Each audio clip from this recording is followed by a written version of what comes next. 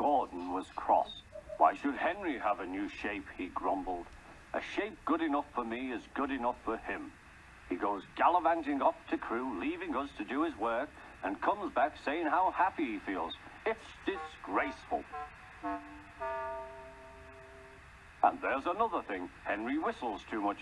No respectable engine ever whistles loudly at stations.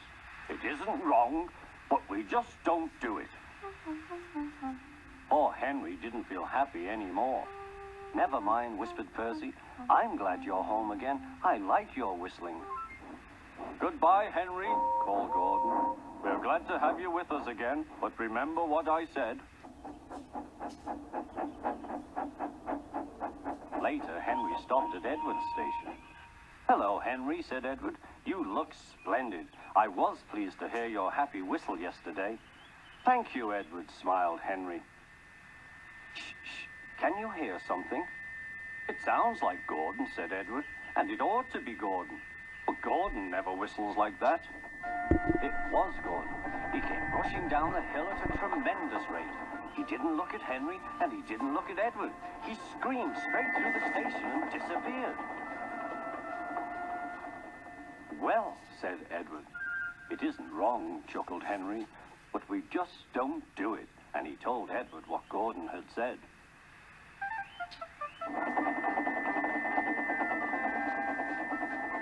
Meanwhile, Gordon screeched along the line. The noise was awful.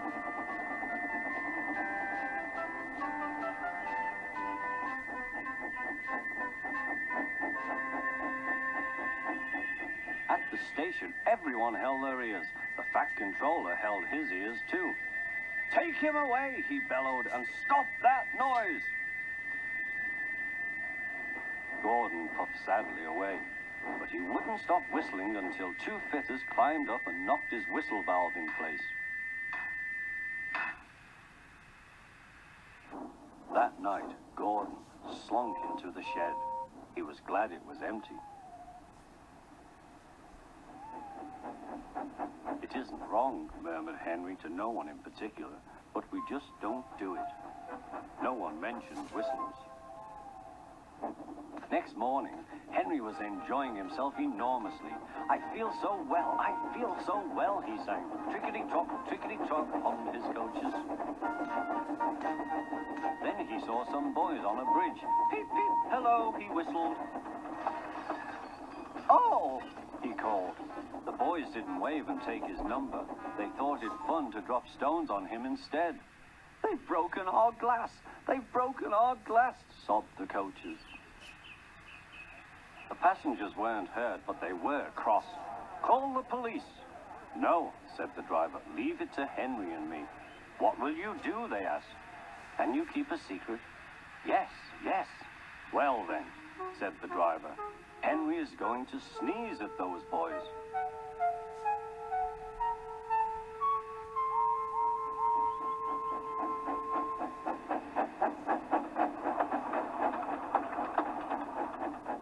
Lots of people were waiting at the station just before the bridge. They wanted to see what would happen. Henry has plenty of ashes, said the driver. Please keep all windows shut till we have passed the bridge.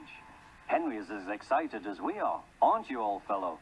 Henry was feeling stuffed up.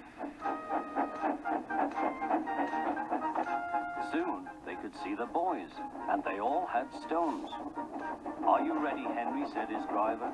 Sneeze hard when I tell you. Now, he said. Achoo, shoot!